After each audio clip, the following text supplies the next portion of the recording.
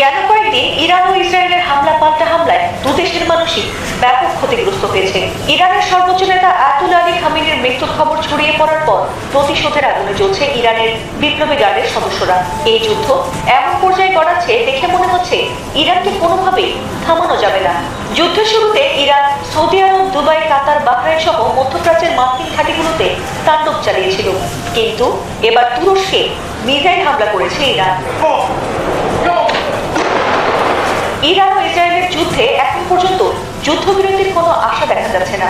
ধারণা করা হচ্ছে এই যুদ্ধ পরিচালিত হচ্ছে ইরানের জুনিয়র অফিসারদের দিয়ে, আর সে কারণে কখন কোথায় ইরান হামলা করছে সেটি আন্দাজ করাও কঠিন হয়ে যাচ্ছে ইসরায়েলের জন্য। তবে সৌদি আরবের পর তুরস্কে হামলার মতো এত সাহস ইরান কেন দেখাতে গেল সেটি এখন সবার আলোচনার বিষয়।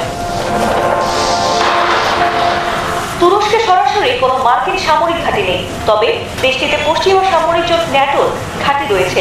আঙ্কারা নিজেও এই জোটের সদস্য।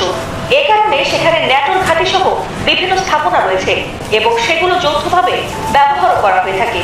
তবে কি সেই কারণে এবার তুরস্কে আঘাত হানল ইরান? বুধবার তুরস্কের সরকারি কর্মকর্তাদের বরাত দিয়ে ফরাসি বার্তা সংস্থা এএফপির এক প্রতিবেদনে বলা হয়েছে, ইরান থেকে উৎক্ষেপণ করা একটি ব্যালিস্টিক মিসাইল আঙ্কারার দিকে আসছিল।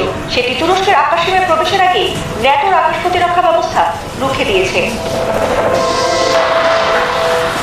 এদিকে যুক্তরাষ্ট্র ও ইসরায়েলের হামলায় নিহত ইরানের সর্বোচ্চ নেতা আয়াতুল্লাহ আলী খামেনি রাষ্ট্রীয় বিদায় ও শোক অনুষ্ঠান স্থগিত করেছে তেহরান। বুধবার দেশটির রাষ্ট্রায়ত্ত সংবাদ মাধ্যমের খবরে এই তথ্য জানানো হয়েছে। তবে এই শোক অনুষ্ঠান কবে নাগাদ অনুষ্ঠিত হতে পারে সে বিষয়ে এখন পর্যন্ত নতুন কোনো তারিখ ঘোষণা করা হয়নি।